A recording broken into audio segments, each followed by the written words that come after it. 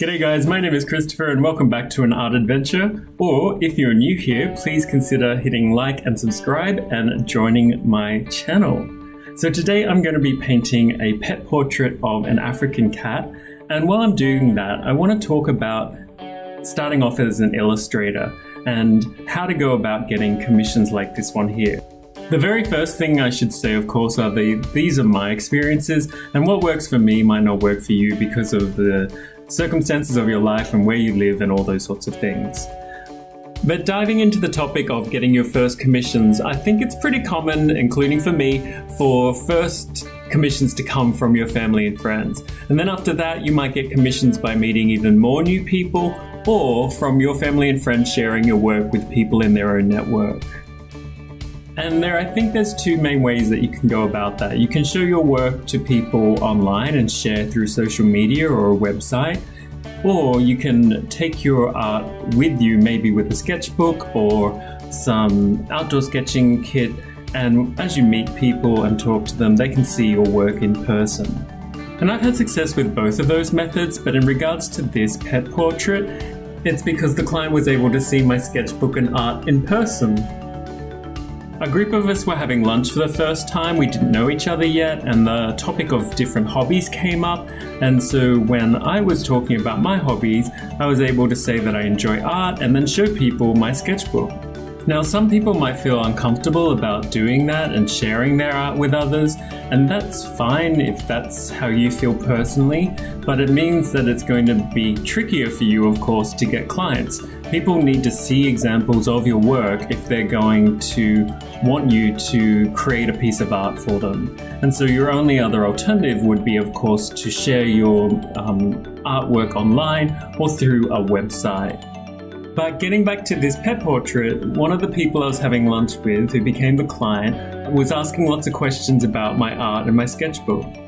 And I was able to talk about starting art as a hobby, and that these were my practice sketches as I went from place to place, and that I'd reached a point now where I had an interest in beginning to do paid commissions. I can't remember exactly what happened at that point because it was a few months ago. I do know that she displayed an interest in that possibility, but nothing was agreed on at that lunch. And we had a lot of other things going on as well, you know, all these people meeting each other for the first time. We stayed in contact though, and we began to hang out socially at other events. And as time went on, she still displayed an interest in my art and still had questions for me. And so I was able to suggest emailing her and giving some examples of my work to her to see, especially more finished examples, ones that aren't in the sketchbook, and of course to give her an idea of my pricing. And of course that can be a really awkward topic to be dealing with, but I think you have to reach a point as an illustrator and as an artist that you have to value your own work and your time that you're putting into it, not to mention the fact that the materials are quite costly. I know that I'm still a beginning illustrator, so I'm offering my commissions, I think, at quite a reasonable price. And fortunately for me, of course, spoiler alert, the client agreed and she asked if I would be willing to paint her cat, and this is what I'm doing right here.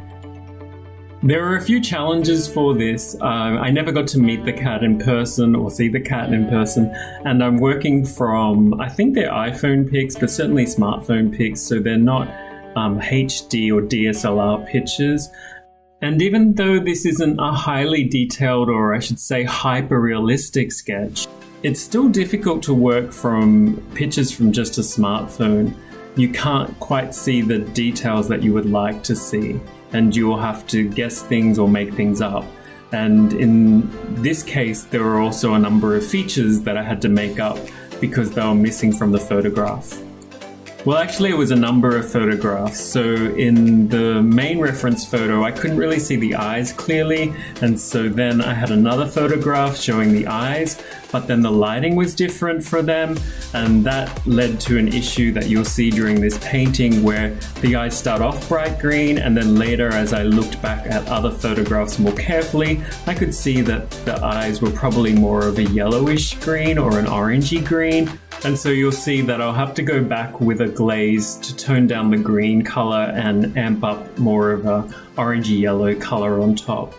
I also couldn't see the right ear or the cat's left ear clearly, and so I had to make up most of that, and I don't think I was entirely successful in that, and I probably should have asked for another couple of photographs, and that's something that I'll be more mindful of in future commissions.